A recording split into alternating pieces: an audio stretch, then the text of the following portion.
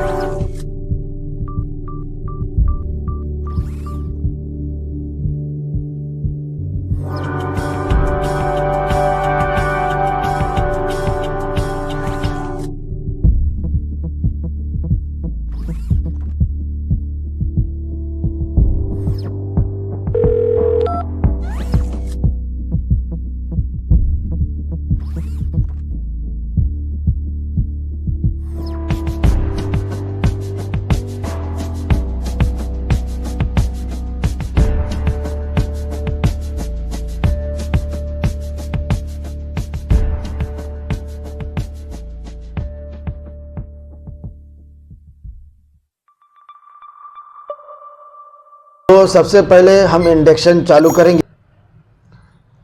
आप रीगर है, जैसे या मैं रीगर हूँ, तो आप या मैं, फॉर एग्ज़ाम्पल मैं अपनी बात कर लेता हूँ कि रीगर एक टावर क्रेन में काम करता है, फोर्कलिफ्ट में काम करता है, या कॉलर क्रेन में काम करता है। कोई भी क्रेन में काम करता है वो रीगर ही कहलाता है, चाहे वो किसी भी जगह पर काम करे, या प्लांट में काम करे, या कंस्ट्रक्शन लाइन में काम करे, या फोर्कलिफ्ट से शिफ्टिंग करे एक मटेरियल को दूसरी जगह से। तो रीगर का सारा कुछ इसी में काम है। और रीगर का रिस्पॉन्सिबिलिटी क्या है, देखो सबसे पहले उसके बारे में मैं बात करूंगा। रीगर की रिस्पॉन्सिबिलिटी के बारे में सबसे पहले मैं इन सेफ्टी के बारे में मैं बात करता हूं। लिफ्टिंग देखो 3 कैटेगरी में बांटा गया है। जैसा क्रेन का मैंने आपको टाइप बताया, टावर क्रेन है, मोबाइल क्रेन है, हाइड्रा है, या फोर्कलिफ्ट है, या कॉलर क्रेन है, या और भी जो बहुत सारे बोट क्रेन है, रेल क्रेन है, और जो ऑफशोर के अंदर जो क्रेन होते हैं, सारा कुछ क्रेन रीगर के अंदर ही आता है। रीगर उसमें जॉब करता है और वो रीगर ही कहलाता है। ये आपका बिल्कुल साफ हो गया। उसके बाद लिफ्टिंग को 3 कैटेगरी में बांटा गया है। वो इसलिए बांटा है, जैसे जनरल लिफ्टिंग 1 टन से 10 टन होता है, 10 टन से ऊपर जितना गया वो हैवी लिफ्टिंग होता है। और हैवी लिफ्टिंग के बाद एक क्रिटिकल लिफ्टिंग आता है, जो क्रिटिकल लिफ्टिंग का कोई भी सीमा नहीं होता है। वो 1 टन के अंदर भी वो कैटेगरी, ये क्रिटिकल का कैटेगरी उसमें आ जाएगा, जैसे हैवी लिफ्टिंग में भी क्रिटिकल लिफ्टिंग आ जाएगा। तो ये चीज़, ये 2 लिफ्टिंग और ये तीसरा, ये किधर भी आ सकता है। तो आपको सबसे पहले प्रिकॉशन क्या करना है, सबसे पहले आप कभी भी जो भी सीलिंग्स यूज़ करते हैं, आप अपना एक आदत बना लें, उसको इंस्पेक्शन ज़रूर करें। कभी भी यूज़ करने से पहले इंस्पेक्शन ज़रूर करें। उसके बाद आपको उसका कैपेसिटी चेक करना पड़ेगा कि आपने कौन से कैपेसिटी का सीलिंग लिया है और आपके पास कौन सा मटेरियल है, कितना कैपेसिटी का है। उसके बाद आप उसको कौन से हिच में बांध रहे, हिच मतलब आप कौन से बांध में उसको बांध रहे हैं। बांध 3 तरीके का होता है, जैसा वर्टिकल हिच, बास्केट हिच, तीसरा एक चोकर हिच। तो चोकर हिच में 20% लेस हो जाता है, कहीं इसको 25% भी लेस किया जाता है, ये और अच्छा सेफ्टी है।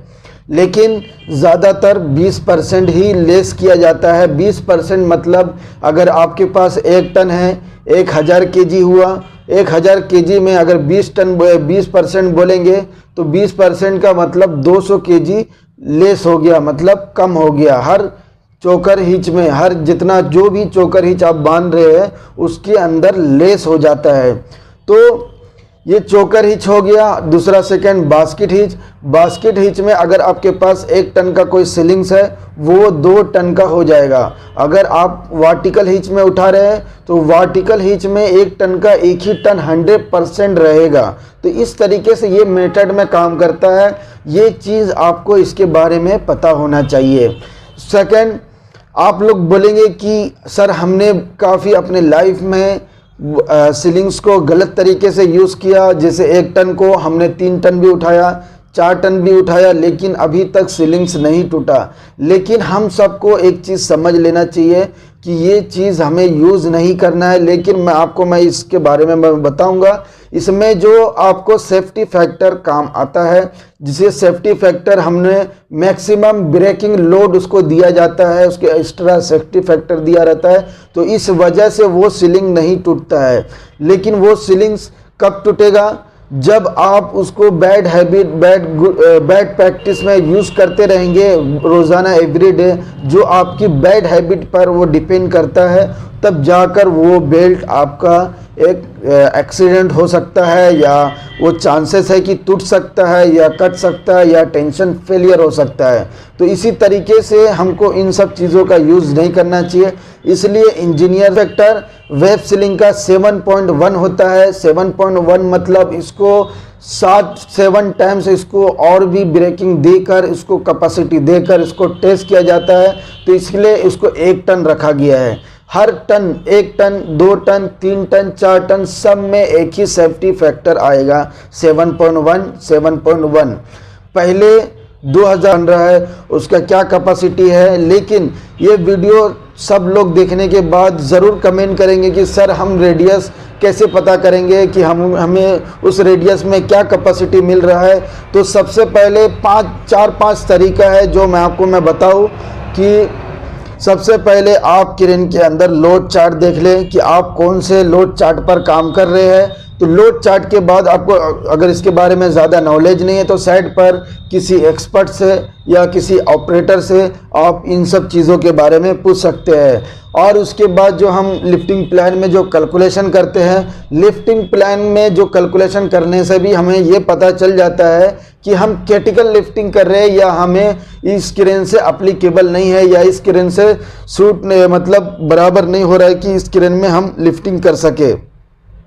वो हम कैसे पता करेंगे कि इस क्रेन से हम ये लोड को नहीं उठा सकते इस रेडियस के अंदर, वो हम कैलकुलेशन के ज़रिए पता करते हैं। अगर आपका कैलकुलेशन 85 से ऊपर जा रहा है तो आप 100% उस चीज़ को लिफ्टिंग नहीं कर सकते हैं। लेकिन काफ़ी लोग आपको ऑपरेटर मिलेंगे कि जो किए हुए है या वो अपने एक्सपीरियंस में कर चुके हैं आधा क्रेन ऊपर उठाकर, लेकिन हम अपना जान जोखम में क्यों डालें। लेकिन बात यही है कि हम अपने आप को सेफ्टी और सुरक्षित रखें। जब हम रहेंगे, जब हम अपने इक्विपमेंट को, जो हमारा जो मशीनरी हम जो यूज़ कर रहे हैं, जो हम क्रेन यूज़ कर रहे हैं, उस मशीनरी को हम समझेंगे अच्छे से प्लान से। जब हम समझेंगे के बारे में मैं आपको 3-4 पॉइंट बताता हूँ। बैरिकेशन करने से पहले आपको पहले ये देख लेना चाहिए कि हमें कौन से रेडियस में, कितना रेडियस तक जाएगा, हमारा कितना रेंज जाएगा, उस रेंज में हमें बैरिकेशन करना चाहिए, ना कि एक्स्ट्रा रेंज में। तो एक्स्ट्रा रेंज में बहुत सारे इफेक्ट है, जो आपको सामने वाला आदमी का काम बंद हो सकता है, कंपनी थोड़ा सा लॉस में जा सकती है, बहुत सारा प्रॉब्लम है। लेकिन और सेकंड जो चीज़, जब हमारा बैरिकेशन लगाते हैं, लगाने के बाद जब हमारा काम ख़त्म हो जाता है, तो जब काम ख़त्म हो जाता है तो हमें बैरिकेशन हटा देना चाहिए उस जगह से। सबसे ज़्यादा ज़रूरी यही चीज़ है। अगर आप बैरिकेशन नहीं हटाएंगे तो इसमें क्या होगा। फॉर एग्ज़ाम्पल मैं आपको एक स्टोरी सुनाता हूँ। एक मोहल्ले में लोग बोले कि आज भेड़िया आया, भेड़िया आया। जैसे भेड़िया का आपने सुना होगा कि भेड़िया आया, भेड़िया आया, लेकिन एवरीडे बोलने से लोग ने मजाक समझकर उसको छोड़ दिया। लेकिन एक दिन वो चीज़ रियल आ गया तो क्या हो गया, सेम हादसा हो गया। सेम इसी तरीके से ये भी है, जब आप बैरिकेशन एवरीडे छोड़ते जाओगे तो आदमी देखेगा अरे काम तो ख़त्म हो गया, लेकिन बैरिकेशन है, उसका आदत है वो बैरिकेशन तोड़कर या बैरिकेशन के ऊपर से या बैरिकेशन के नीचे से वो बैरिकेशन को तोड़ने का आदत हो जाएगा उसका। लेकिन एक दिन उसके साथ सीरियस इशू हो सकता है। तो इस तरीके से हम सबको नहीं करना है। कभी भी बैरिकेशन अगर हम लगा रहे हैं तो हमारा यही रिस्पॉन्सिबिलिटी है, उस बैरिकेशन को काम करने के बाद हमें हटा देना चाहिए बिल्कुल। उसके बाद जब आप बैरिकेशन यूज़ कर रहे हैं, उसके बाद आपको कोई भी लोड उठाने से पहले आपको टैग लाइन का ज़रूर इस्तेमाल करना चाहिए। टैग लाइन में 2-3 पॉइंट मैं आपको और बताता हूँ। टैग लाइन में कभी भी गांठ नहीं होना चाहिए, जो हमने गांठ बांधते हैं वो गांठ नहीं होना चाहिए, या जोड़कारी नहीं होना चाहिए। और हमें कभी भी उसके ऊपर खड़ा रहकर भी सिग्नल्स नहीं देना है क्रेन को। तो ये इन सब चीज़ों पे हमें ख़ास ध्यान रखना है। उसके बाद हम जब टैग लाइन यूज़ करते हैं, टैग लाइन अगर कोई ज़्यादा बड़ा मटेरियल है तो उसमें हम एक से ज़्यादा टैग लाइन का इस्तेमाल करेंगे।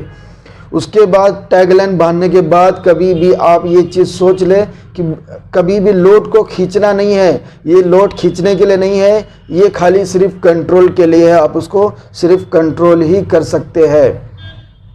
उसके बाद हम नेक्स्ट स्टेप में आ जाते हैं। नेक्स्ट स्टेप में आप ये सीखेंगे कि हम जो क्रिटिकल के बारे में बात किए थे, क्रिटिकल के सारे पॉइंट्स उसमें कवर करने वाला हूँ। अगर वो क्रिटिकल पॉइंट कब बन जाता है, जब वो 85 से ऊपर जाता है वो क्रिटिकल पॉइंट बन जाता है, या कुछ ऐसा एरिया या कुछ वहाँ पर ऑपरेटर को नज़र नहीं आ रहा है, वो भी एक क्रिटिकल में आ जाता है। सेकंड चीज़, अगर आपको कोई लोड उठाना है, वो प्रोसेस लाइन के ऊपर से जा रहा है, तो वो भी एक क्रिटिकल लिफ्टिंग हो जाता है। तो इन सब चीज़ों पे आपको काफ़ी ध्यान देना होगा और इनमें काफ़ी सेफ्टी भी आपको बरतनी होगी। उसके बाद कोई भी लोड को लेकर ट्रैवल करना, आप देखे होंगे हाइड्रा को या कॉलर क्रेन को, जब वो मार्चिंग करता है, जब वो मटेरियल को उठाता है, वो थोड़ा सा लोड को लेकर मार्च करता है, तो आपने देखे होंगे ये भी एक क्रिटिकल लिफ्टिंग में आता है। आप एवरीडे 1 टन, हाफ टन, 500 केजी या 300 केजी या 2 टन, 4 टन आप हाइड्रा से ट्रैवल भी करते हैं लोड को लेकर, तो ये भी एक क्रिटिकल हो जाता है। काफ़ी हाइड्रा इस वजह से पलटी भी हो गया, अनबैलेंस की वजह से। तो कभी भी हाइड्रा से आप लिफ्टिंग करने के टाइम में कभी भी एरिया सरफेस आपको अच्छा चेक करना चाहिए, सिलाई बराबर काम कर रहा है कि नहीं उसको चेक करना चाहिए, एंटी-टू ब्लॉक को भी चेक करना चाहिए। आपको हर चीज़ आपको चेक करना चाहिए। उसके बाद जब भी आप कोई भी लिफ्टिंग कर रहे हैं या हैवी लिफ्टिंग कर रहे हैं, ज़्यादातर आपको हैवी लिफ्टिंग के अंदर ही लिफ्टिंग करने से पहले आपको एक्टिविटी करना पड़ेगा और करना चाहिए। कभी भी हैवी लिफ्टिंग क्या होता है, कभी भी आप लिफ्टिंग किए, आप उसमें बहुत सारे लोग मिसकम्युनिकेशन हो जाता है या उसमें कुछ गड़बड़ हो जाता है। कोई मटेरियल इस तरफ खींच रहा है, कोई मटेरियल इस तरफ खींच रहा है, या कोई मटेरियल का इशारा कुछ अलग दे रहा है। तो इस तरीके से ना हो तो इसके लिए टीबीटी एक मीटिंग करना चाहिए, जिसके अंदर जो भी आपके साथ रीगर, फोरमैन, सुपरवाइज़र, कोई भी मैनेजमेंट आपके साथ ग्रुप में है, सबको लेकर लेकर एक मीटिंग आपको करना चाहिए, जो मीटिंग के अंदर आपको बताना होगा कि हम सीलिंग ये यूज़ किए हैं, उसको हमको ये डायरेक्शन में लेके जाना है और हमें क्या क्या प्रिकॉशन और हमें क्या क्या सेफ्टी करना है, वो सारा कुछ इस मीटिंग के अंदर आपको डिस्कस करना होगा। उसके बाद एच पॉइंट कहीं भी देखते हैं, कोई इफेक्ट देखते हैं, तो आपको उस जगह पर चुप नहीं रहना है। ये आपकी एक रिस्पॉन्सिबिलिटी बनता है, उसको आप अपने एक सीनियर लेवल तक जाकर उसको बताएं, ताकि वो चीज़ बिल्कुल जो जल्दी और अर्जेंट वो ठीक हो जाए। तो इस तरीके से आपको बिल्कुल सब कुछ करना है। सेकंड जो चीज़ है, कभी भी आपको लिफ्टिंग करने से पहले जो चेक लिस्ट है वो चेक लिस्ट भी आपको रेडी करना है। आपको लिफ्टिंग करने से पहले डॉक्यूमेंट्स क्या क्या चीज़ की ज़रूरत होती है, हर कंपनी में एक अलग अलग रूल्स होता है, रेगुलेशंस होता है, तो उसमें जाकर सबसे पहले पता कर ले। तो जो कॉमन जो डॉक्यूमेंट जो लगता है, सबसे पहले लिफ्टिंग प्लान लगता है, सेकंड जो वर्क परमिट लगता है। एक भाई ने मुझे कमेंट में भी पूछा था कि सर हमें जो क्रेन का लिफ्टिंग करने से पहले हमें कौन सा परमिट की ज़रूरत है। देखो, वर्क परमिट के लिए आपको कोल्ड वर्क परमिट आप ले सकते हैं, लेकिन अगर उसमें कोल्ड के साथ हॉट भी करना है तो वो उसमें अप्लाई करना पड़ेगा कि हॉट वर्क का भी हमें काम है। तो ये मैटर नहीं करता है कि आपको कोल्ड लेना है कि हॉट लेना है। मालूम है कि आपको क्रेन में कोई भी हज़ार्ड नहीं है, कोई भी मतलब चिंगारी वाला, कोई आग वाला, फायर वाला, हॉट वाला कोई काम है ही नहीं, तो आपको वहाँ पर कोल्ड परमिट ही लेना होगा। तो पहला फर्स्ट लिफ्टिंग प्लान, सेकंड आपको cold work permit for example work permit ही मैं कहता हूँ, वर्क परमिट। सेकंड, अगर हाइट पर काम है, वर्क सेफ जॉब प्लान जो आपका SWP, ये सब लेना पड़ेगा। उसके बाद आपको एक चेकलिस्ट रेडी करना होगा। चेकलिस्ट रेडी करने के बाद आपको ये चेकलिस्ट आपको डेली मेंटेन करना होगा, और जो ऑपरेटर जो ये डेली चेकलिस्ट को जब मेंटेन कर रहा है, तो ये रिगर का भी रिस्पॉन्सिबिलिटी बनता है, वो भी क्रेन को चेक करे और ट्रिगर को चेक करे कहीं से वो लीक तो नहीं है। जो बूम का जो सिलेंडर्स है उसको भी चेक करे, कभी वहाँ से तो लीक नहीं है। आपको एवरी डे एनी टाइम आपको चेक करना है। अगर आपको क्रेन में कुछ ऐसा प्रॉब्लम लगता है रिगर को, तो आप जल्दी से जल्द अपने सुपरवाइज़र, अपने डिपार्टमेंट, अपने सेफ्टी डिपार्टमेंट को ज़रूर इन्फॉर्म करना चाहिए, क्योंकि उसके रेंज में हम काम कर रहे हैं, उसके रेडियस में हमें काम करना है। तो इसके लिए आपको कभी भी हर चीज़ का इन्फॉर्मेशन देना चाहिए। इसके लिए रिगर में सबसे बड़ा जो चीज़ है कम्युनिकेशन, गुड कम्युनिकेशन। रिगर के अंदर गुड कम्युनिकेशन रखना है। गुड कम्युनिकेशन मतलब बहुत, आपको मालूम है इस रिगर के अंदर सबसे मोस्ट पावरफुल जो है वो गुड कम्युनिकेशन है। सेकंड, कभी भी आपको ओवर कॉन्फिडेंस नहीं होना है। रिगर के अंदर जो काफ़ी लोग हैं, जो भाई लोग ओवर कॉन्फिडेंस हो जाते हैं, तो ओवर कॉन्फिडेंस भी नहीं होना है। कभी भी कोई भी काम में, कोई भी चीज़ में, या कोई आपको चढ़ाता है, या कोई आपसे मजाक करता है, या कुछ आपको से क्वेश्चन करता है जिसकी वजह से आप ओवर कॉन्फिडेंस हो गए, तो इस तरीके से भी आपको काम नहीं करना है। आपको अपने आप के ऊपर कंट्रोल रखना है, जिसको हम सेल्फ कंट्रोल बोल रहे हैं। सेल्फ कंट्रोल आपको कभी भी अपने बॉडी लैंग्वेज पर रखना है। सेकंड, तो अभी कुछ है ही नहीं, इस वीडियो के अंदर मैंने सारा कुछ कवर किया। लेकिन हाँ, एक चीज़ और सेफ्टी के बारे में, कभी भी 1.8 मीटर पर जाते हो तो फुल बॉडी हार्नेस का ज़रूर इस्तेमाल करें, और जो आप जो हुक लगा रहे हो उसको कभी भी सर के ऊपर से लगाए, तो ये चीज़ आपके लिए बहुत अच्छा है। क्योंकि 1.8 मीटर जो, ये तो सेफ्टी का एक वार्निंग है, वो आपको पकड़ेगा, लेकिन आपको 1 मीटर से ही आपको फुल बॉडी हार्नेस पहन लेना चाहिए। क्या आप 1 मीटर से नहीं गिर सकते, लेकिन आपको पहन लेना चाहिए कभी भी फुल बॉडी हार्नेस। और ऊपर लगाने से ये फ़ायदा है, जो 3 गुना जो झटका पड़ने वाला है उससे आप बच सकते हैं। अगर आप ये कमर के नीचे अगर आप हार्नेस लगाए तो वो 3 गुना और झटका आपकी बॉडी पे पड़ सकता है, लेकिन इंसान का जो हड्डी है वो 1 गुना, आधा गुना भी नहीं झेल सकता है। तो आप इससे ये चीज़ का पता लगा